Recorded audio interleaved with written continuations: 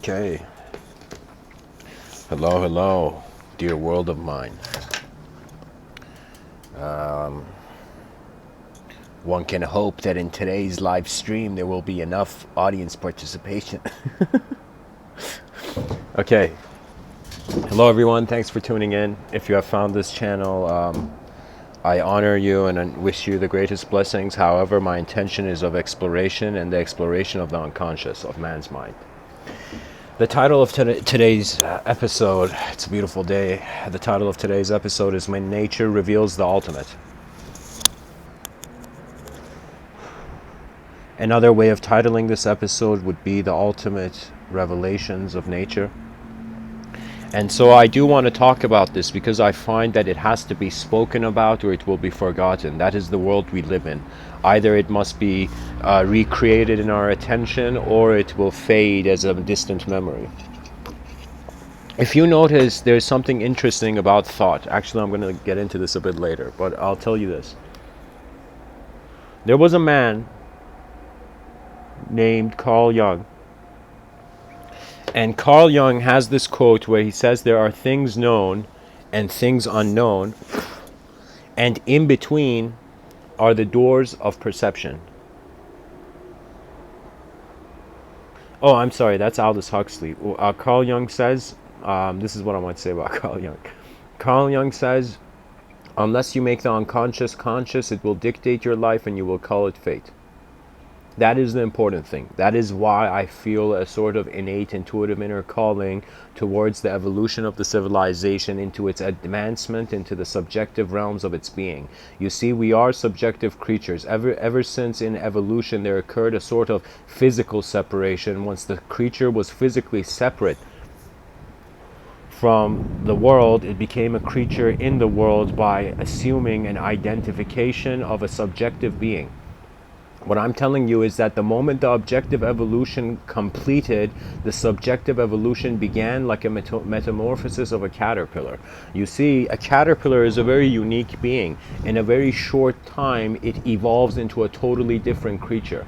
When we look at human beings, we see a sort of slow, gradual development over billions of years from a monkey to a monkey wearing a suit and a tie.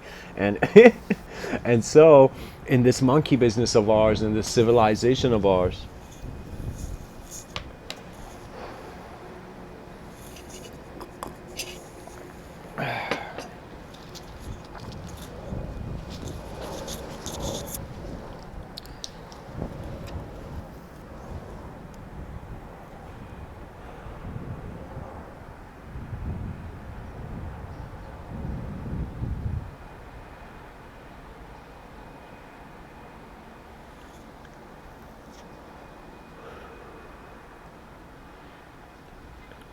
the sharpness of the intellect has a utility similar to a knife. You can use a knife to cut fruit, or you can use a knife to bring about inefficient pain. The importance of the technology at hand is its utility. Its utility is in the hands of how the technology defines the person. Language is a unique technology. It is a technology that you get access to after it gets access to you first. When language completes its possession of the attention, it becomes an ego.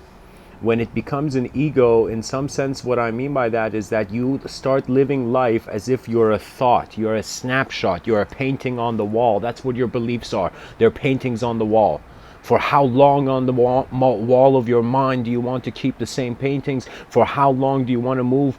And do you want to remain in an art gallery where you're not taking steps to see the next artwork? The artist was a very important role because it was in some sense the messengers. After the prophet was the artist. After the prophet and the divine holy men of ancient books, there was in some sense the creative people that came close to God's touch. You see, it's as if actually prior to artists there were explorers. On some level, we are all explorers, but when we localize and focus and specialize in certain areas, we get defined by that. For example, if I started studying Tai Chi, I haven't, but if I just started studying Tai Chi nonstop, and over time, due to the endless endurance and effort, suddenly the person's reality gets defined by their abilities. If I ask you who you are, you see the kind of society we've designed as human beings is one where ability is held in high regard. We're no longer just even looking at physical ability. What that means is those politicians that we're voting for, in some sense, it is not just their physical ability that we care about, it is the ability and strength of their personality, which comes from the clarity of their vision. Any person, it doesn't matter if it's a good guy or a bad guy, whoever sees more out of the picture will, by the soul of the moment, be chosen.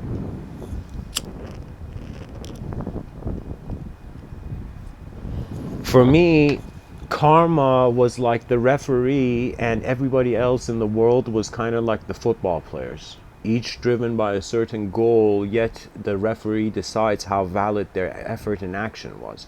To be honest, the most important thing, I remember I had this, to be honest, it got recorded in one of these talks. I haven't uploaded it yet, but I was pretty much giving a talk outside this movie theater in the car. Just the inspiration struck me in that moment, and I was giving this talk, and this man with a kind of religious kind of voice, when I say religious, like as if he came to me and he started praying like a Muslim person, like begging like a Muslim person. A Muslim beggar, the difference is the Muslim beggar is blessing you with God, right? Is selling you their arrogance and their ignorance with God. So what happens is this guy comes and says, can I get $2? And he starts saying, God will bless you, da da da da da. And I just instantly told him, I will give you the $2. You don't act in front of me. Be yourself. Don't act in front of me. I will give you the $2. That's the first thing I said. And the guy just stops. And he stops and he laughs. He steps out of character and he looks at me and he says, I tell him, you being yourself is the greatest politeness. And the guy looks at me and he says, you're smart. You're a smart guy. And I give him the $2, and I just, for some reason, I was in the middle of a Mr.Within talk, so I was really inspired. I told him, you want to know the secret of life? To this beggar. I told him, you want to know the secret of life? Let me tell you what it is. It is being honest opens all doors. Live an honest life and all doors will open for you. That's what I told the guy. And I think I kind of messed up the day of his ego a little, because he still was in the parking lot, but but it was as if I felt for a second I could see a real human being. That is the courtesy, that is the greatest pleasure in life, for an honest creature to be in your presence. That is the greatest joy. There is no greater joy. That's the whole point of love too, by the way.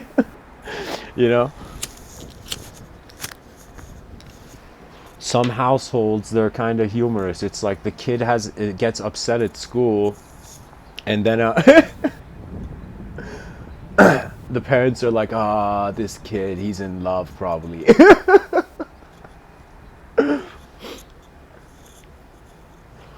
The whole notion is that behavior is the result of intention, and intention is the result of action in the subjective realm. If I want to move as my mind, I don't need to physically move my body. Literally, my mind can bring forth, in some sense, bring about an interchange of the environment. You see, right now I'm sitting here on this porch. Okay, there's a computer in front of me. I'm recording and I'm talking to like the digital universe, let's say. Now, as I'm doing this, for me, every object in my moment currently, my moment of being, it has a subjective value. I look at this cup, I call it a cup. I see what's in it, I say it's coffee. So in some sense, objective phenomena has in some sense subjective existence in the mind of the viewer. Okay, so what I'm telling you is the world is not just physical, ladies and gentlemen. It's only physical is because you are ignoring the fact that you are acting as a thought. And thought is not a physical phenomena. This is the ancient tale of kind of Bodhidharma. Zen saying, not Zen saying, it's like Bodhidharma was a patriarch of Buddhism. Buddhism originally started in India and then it spread everywhere. You know, kind of like a illuminating flame. And so it had certain patriarchs. Patriarchs were these enlightened guys who spread Buddhism around the world. And I believe Bodhidharma was the 5th patriarch of Buddhism in Japan. And his story is fascinating. I have to share it. I have learned so much from Buddhism that I can, in some sense, I am always smiling in the corner of my beliefs at what the Buddha did, you know.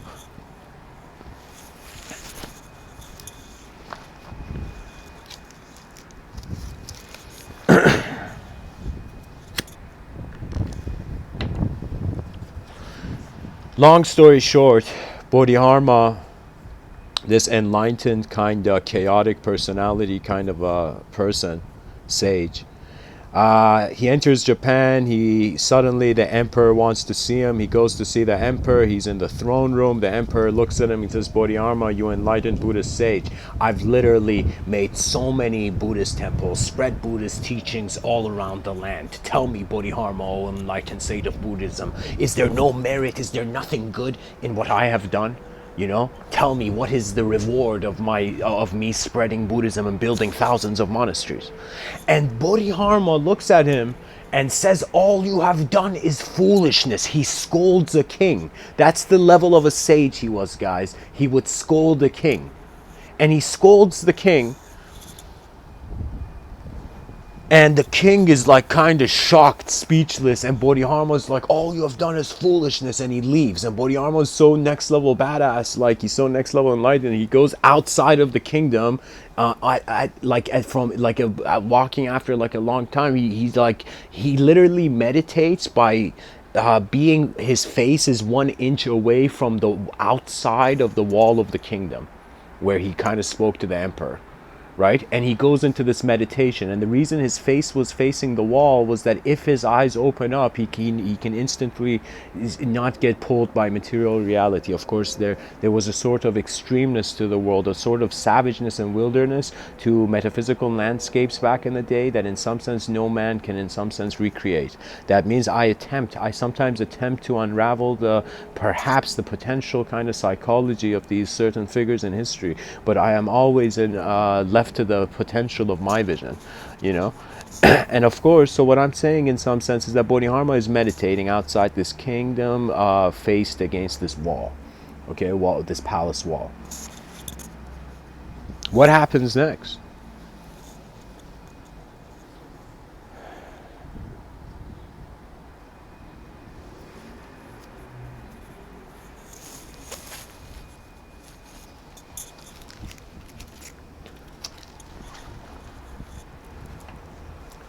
One night, a bewildered man, and this is the main story, a bewildered man comes and sees Bodhidharma. And he is bewildered, and there's something wrong with this guy. Like, he has such a problem in his life, it's obvious there's something off. And he comes to Bodhidharma and he says, Bodhidharma, help me. He sees Bodhidharma is in some samadhi meditation, literally, like he's existing as his mind, purely as his mind, so his body becomes the responsibility of the world. Pretty much these yogis who go into samadhi, it's kind of like them looking at the spirit of the cosmos and being like, all right, I need a timeout, you know.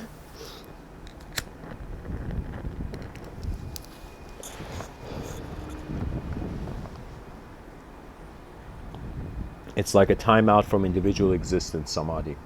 Anyways, what happens? This man suddenly sees one foggy night Bodhidharma has stood up from his meditation. And he sees as Bodhidharma has stood up from his meditation, he goes and says, Bodhidharma, please help me, starts his rant and kind of begging for help. And in some sense, Bodhidharma is not even acknowledging the guy. Bodhidharma is like living as on such a different level. He's not an individual yet, because sometimes when you return from samadhi, you're not an individual. It's like it takes time to refresh. The browser of life needs to refresh, literally. And so what happens is that the guy eventually, this is a chaotic story, but the guy who's there who has a problem, he cuts his hand, in front of Bodhidharma, literally chops one of his hands off, and in some sense holds that hand in his other hand, and he says, Bodhidharma, this is a sign of loyalty, like evidently it was or something, I don't know. But he said, this is the sign of my loyalty, I will be loyal to you my whole life, but you have to help me, I cannot sleep. I have a problem of my mind that I can't sleep at night, and I feel like I'm dying anyways, right? So when the guy gets this intense, Bodhidharma eventually is commanded by the moment to grant this man an audience.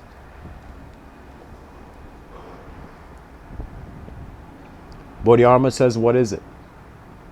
The man suddenly feels heaven has answered his prayers, and he quickly says his problem. He says, Bodhidharma, my mind is restless.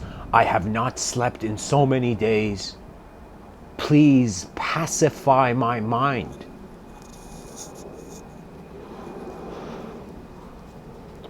Literally, that man, that question is a symbol of the lowest level of economical existence in society. They are left in such points of suffering that in some sense they have to just ask why.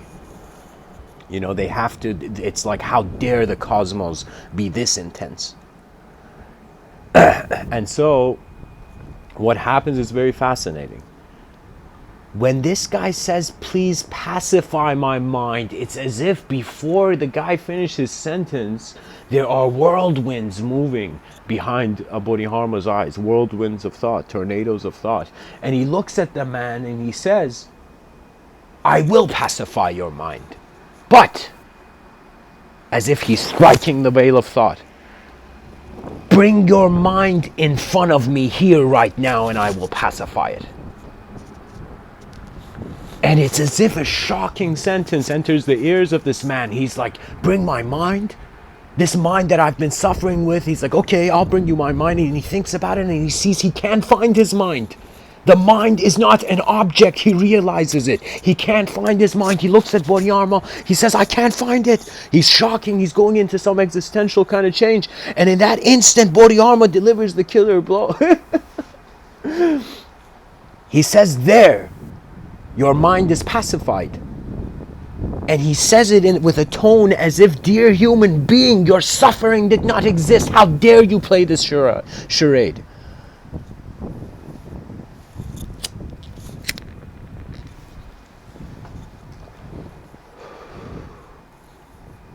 If life becomes meaningless because of suffering, then suffering inevitably will become meaningless, which eventually means just inefficient movement through life is being accepted. That is one thing that needs to be fought for. That is one thing that the ego of each person in some sense preserves. I had to fight so many concepts as a kid. Don't think that you can just get bullied externally. You can get bullied ideologically. I am saying this, I am roaring this loudly into the ears of the children of the future generations. You will be born in environments where you will think it's true, but you will eventually see beyond those patterns. You will become the glitch in the system that's a totally new program. Reactivating efficiency.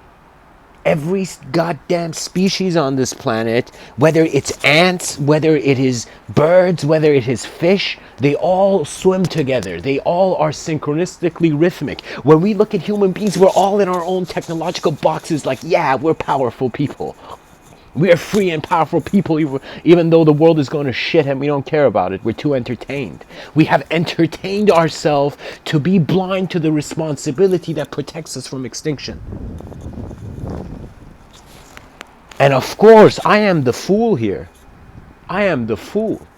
That's one thing. That's the only way I attained liberation in this life was the fool made a mistake too grave. A sort of foolish mentality took me to an unknown chaos where my order was totally recalibrated. It's as if whether I wanted to or not, after that experience, I was no longer the same. It's as if it doesn't matter how much I read my diary and tried to bring the past back to life, how much I looked at history and I got angry at the present. You can't do much. Your ancestors couldn't do much. All they could do was live enough for you to be here. That is why you honor your ancestry, because they lived for something that is now your eyes.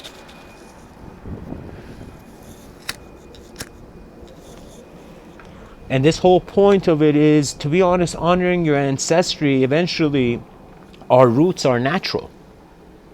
How dare the human being say this world there is artificial? It is too soon for our minds to comprehend the simulation.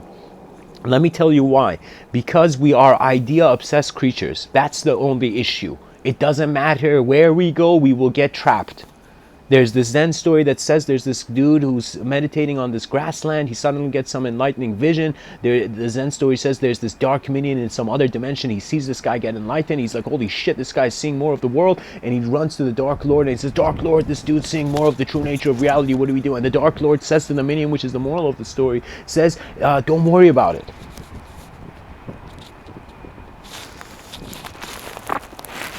He says, don't worry about it, because he will make a belief out of it. He will make a belief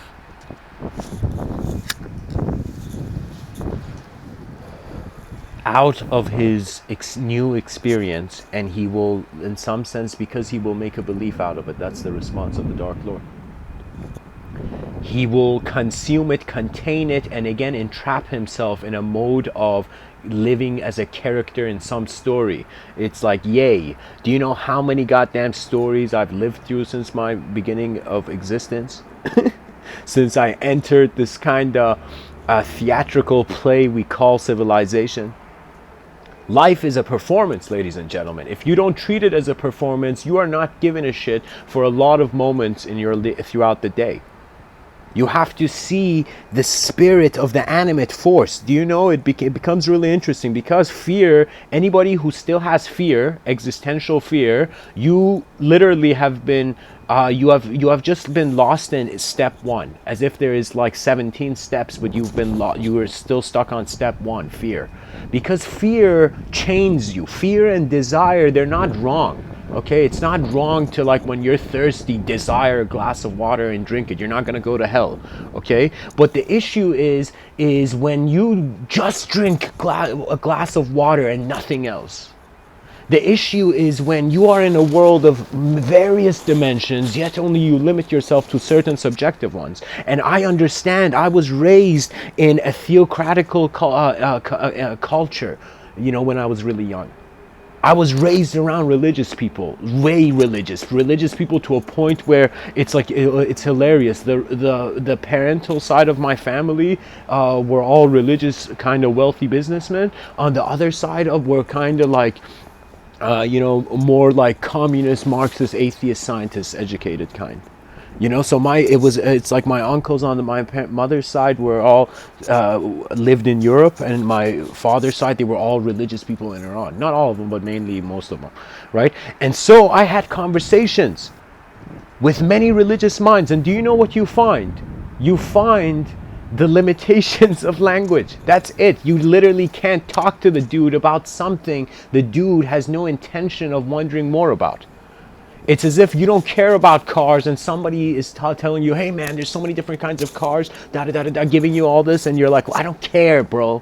I don't care for how existence could be a multidimensional place when I have to still get by to the next day in the singular dimension. And that's totally understandable.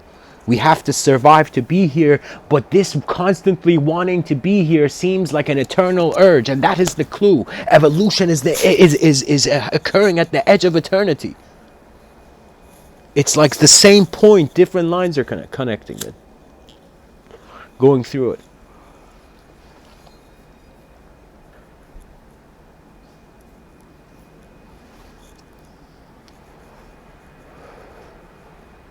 So in the subtitle, I've said Sat-chit-ananda, and when nature reveals the ultimate. To be honest, another way of saying that again would be the ultimate revelation is nature. That's what I'm trying to tell you. There's some things about your human intelligence you will never know. It's unknown. When we want to comprehend the equation of life, it includes known factors and unknown factors. The known factors instantly translate into a measurable, unitizable kind of language. Okay?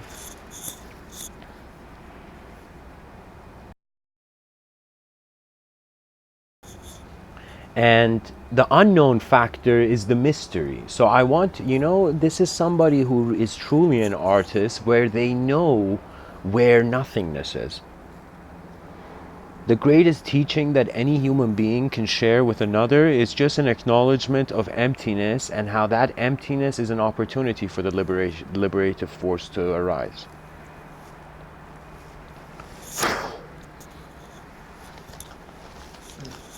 Kind of like we free ourselves by realizing we were always free, you know?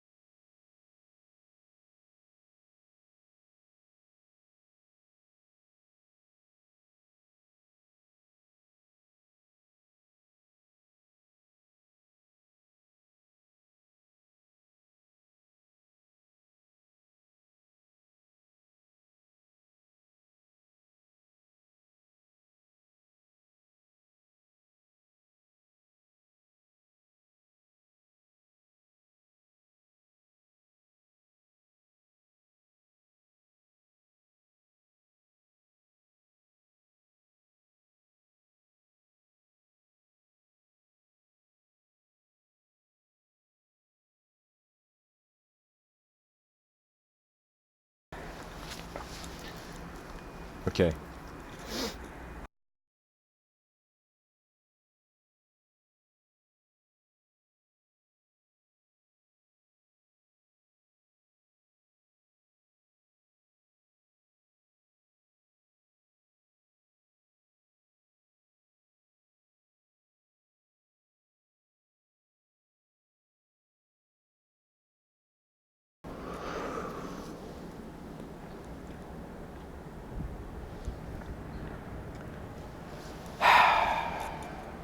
Sat-chit-ananda means being conscious of existence is a bliss.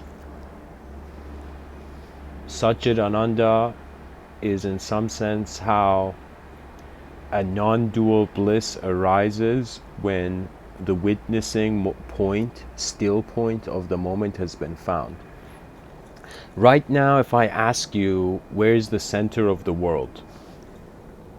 You would say the center of the world astronomically is like this giant black hole where all the universes are kind of like spinning around.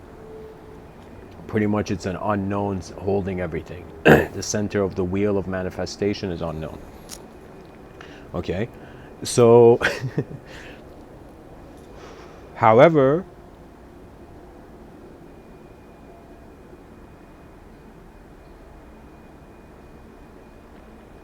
if I was to ask you where the center of the world where your imagination exists, where is the center of that world, you would instantly bring it to where the brain is. So we conclude as modern human beings that the brain is the central point of experiential awareness, the universe of experiential awareness. Now, the universe of experiential awareness, due to the existence of imagination as if it's in its own room, brings about the need for the separation of the objective and the subjective. Because if I imagine right now like a golden sphere just orbiting in the air, in my mind I can imagine it, but literally outside it is not manifest. So it has a texture of validity that is different than objective evidence. So it's as if Mr. Within is saying, dear scientific community who is really keen upon evidence, you have to ask yourself, after you got the evidence, where is the evidence going? And the evidence is going to creatures that have to live with an unknown and known dimension in their life. And science is trying to say everything can be known. Wrong, it can't. And religion is saying everything is unknown except this one thing, and it's wrong. It's not that. It's what I'm saying is like that's the movement of history. The older generations become wrong to the future generations. It's all based on where the spectrum is, where the comparison is being made. For example, in the Abrahamic context, the prophets of every religion are like the minds of the people. Literally, the imagination of the follower of religion is limited to the religion. Literally, if they see aliens, they're going to think it's angels of God. They're not going to, because there's nothing in the Quran about aliens. Do you see? So it's as if the archetype follows into the limited zone of subjective acceptance. So how have you accepted yourself as a subject? And the awareness of this is Sat-chit-ananda. You know, tada, whenever you're conscious of existence, you realize the miracle of the opportunity of 4 billion years of evolution to be this, and you're like, oh my God, what greater bliss can I want? I exist in a world where many things don't. And the mind is kind of this. The mind is like the commander of the material universe. Unless this is understood, you will incarnate. It's strange. You will unconsciously incarnate. You see, there's some beings who consciously incarnate, as if some people go to a certain building to go and work there at a certain floor, and some people go to that building just to go downstairs to the coffee shop of that building. You know, it's as if one person has the intention of existing in that reality, another being has the intention of just happening. It's as if you want to get by in life, therefore you don't really care about life, because your values for what life really means only arise from the future. This is why so many human beings are grumpy, because they're all waiting for their lottery ticket, and that's a kind of anarchy. It's like you can't want, it's like imagine a world where everybody wanted to be a superhero. How stupid would that world be? You know?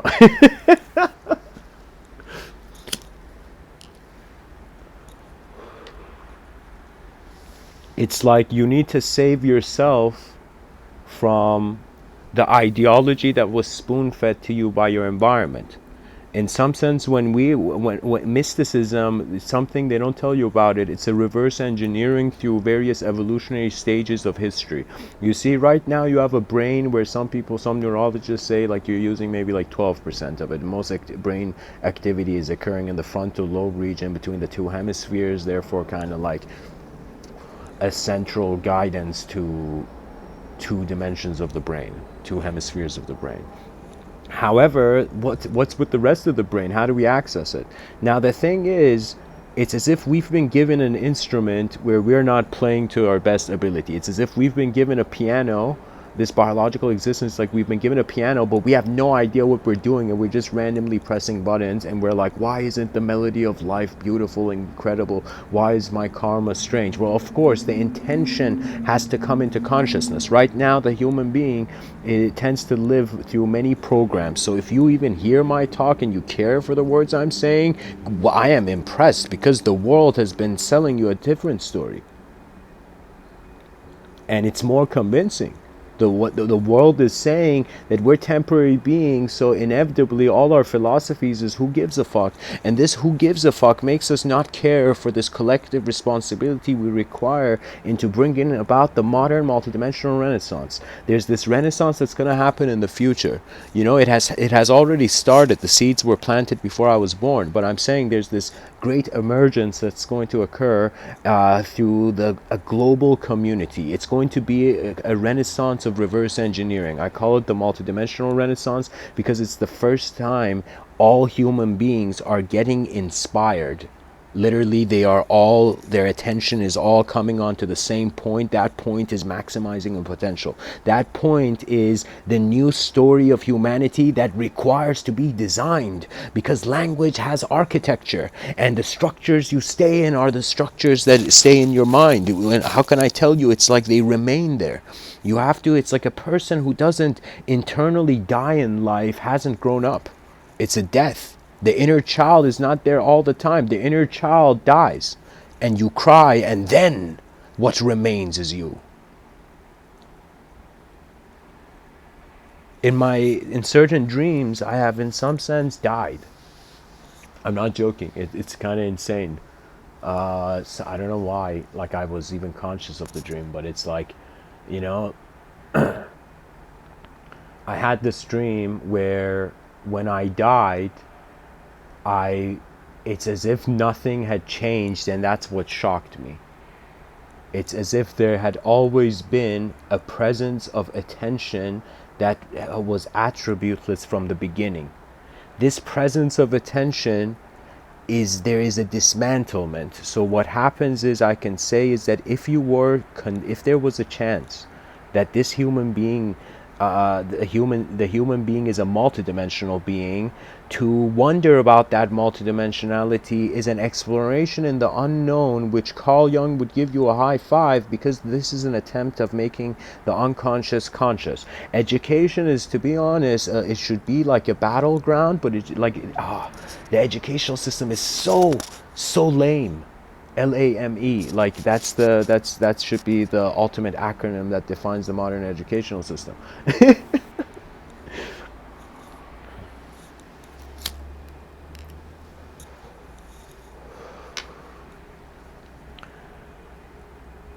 I consider that there are many programs that are occurring. So think of me right now speaking to you as a kind of iPhone with a bunch of apps open.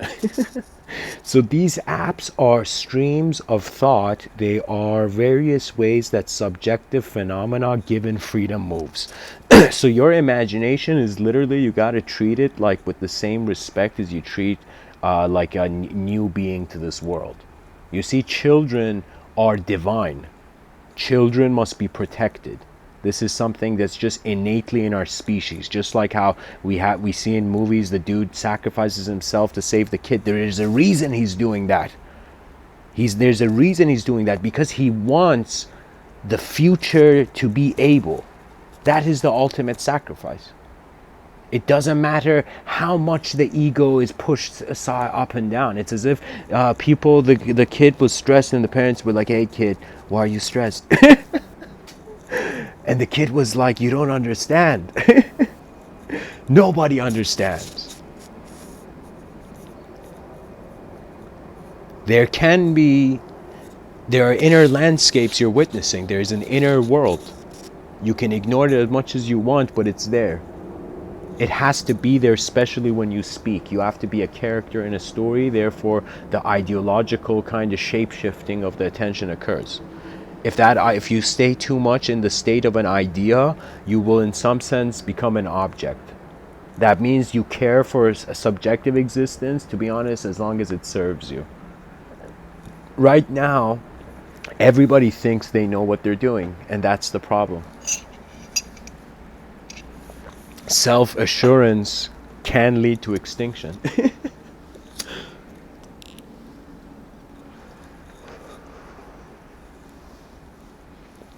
Can lead to an early extinction. Nature has secrets. I'm going to share with you some profound divine moments I've had in nature. There was a time of my life where I call it, it was kind of like a turbulent time. It was kind of strange. It was, I was in, when I started giving these talks in 2014, all I had was like one pair of Apple headphones and just my phone, and I had nothing else. And literally, I had gone into a situation where there was some sort of financial problem, financial mismanagement, and I couldn't eat for a few days. So what I would do is in the morning, I would go and sit beside this pond, and I would sit in some sort of meditative kind of way, right? And I was dressed like a normal like student. I was attending university, Birmingham City University there, and when I was there, so it was a situation where I had to literally stop my physical existence to just observe what my mind could do. And I remember I was sitting in that pond, and there was a bunch of these ducks moving. And I remember, it's like, I'll tell you this, when you fast or anytime you disengage something, you find a sort of strange stasis. This is the stasis of the observer being noticed to move more than the physical body of the person. Okay?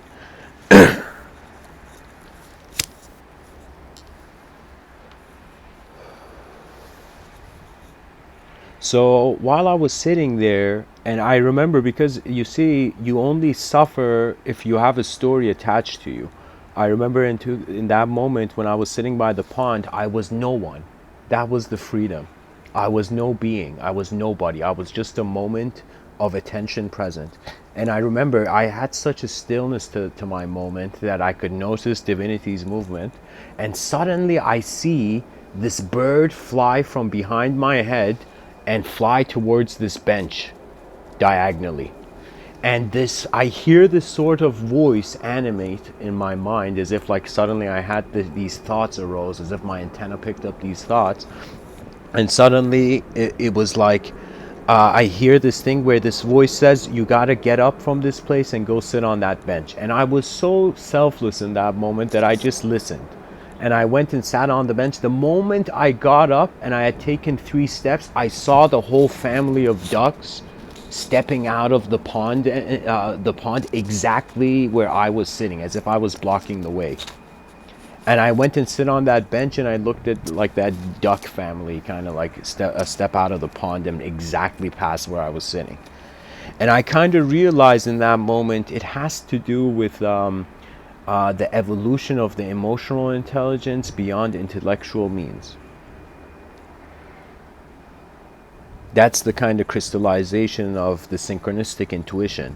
That's a phase. Synchronicity is a phase. It's like when you start seeing rhythms of meaning in life throughout the day, those rhythms of meaning, they are reflections of your mind opening up, like a caterpillar getting ready to enter a cocoon.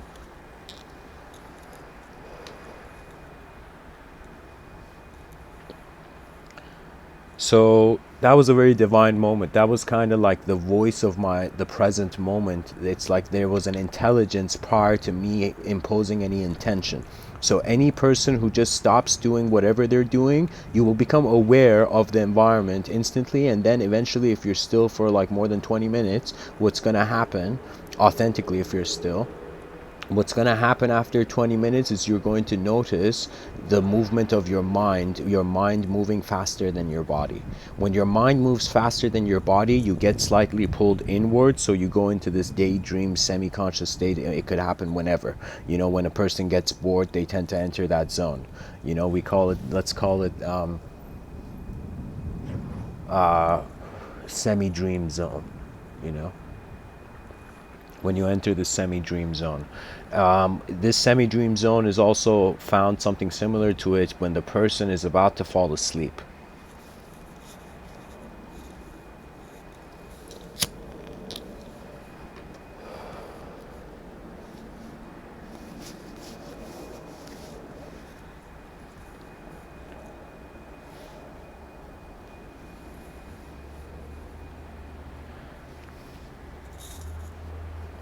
Seldom this is said, but who said truth is for a human? Who said truth is human? Who said we can contain the cosmos in human association? This is the challenge of knowledge, to realize the apocalypse that's happening now. Of course, my attempts and efforts with these talks is to invoke the philosopher.